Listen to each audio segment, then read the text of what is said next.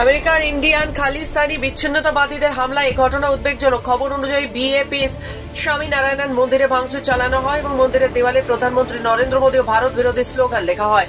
এ ধরনের হামলা শুধু ধর্মীয় উপাসনা স্থলের নিরাপত্তা নয়, প্রবাসী ভারতীয় সম্প্রদায়ের মধ্যেও আতঙ্ক ছড়ায়। যুক্তরাষ্ট্রে খালিস্তানি কার্যকলাপ গত কয়েক বছরে বেশ কিছুবার আলোচনায় এসেছে, বিশেষত মন্দির ও ভারতীয় কূটনৈতিক ভবনগুলিতে হামলা ও ভাঙচুরের ঘটনা।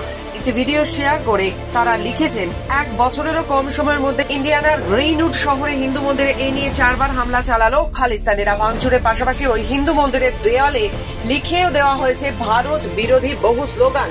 এহেন ঘটনায় আমেরিকা প্রথম নয়, এর আগেও খালিস্তানিদের রোষের মুখে পড়েছে হিন্দুদের উপাসনা স্থল। বিশ্বজুড়ে ভারত বিরোধী কার্যকলাপ চালাচ্ছে খালিস্তানিরা। অতীতে লন্ডন, অস্ট্রেলিয়া হিন্দু মন্দিরেও হামলা চালিয়েছে খালিস্তানিরা। দেশ ভাগের সময় শিখ সম্প্রদায়ের একাংশ পৃথক রাজ্য খালিস্তানের দাবি তোলে।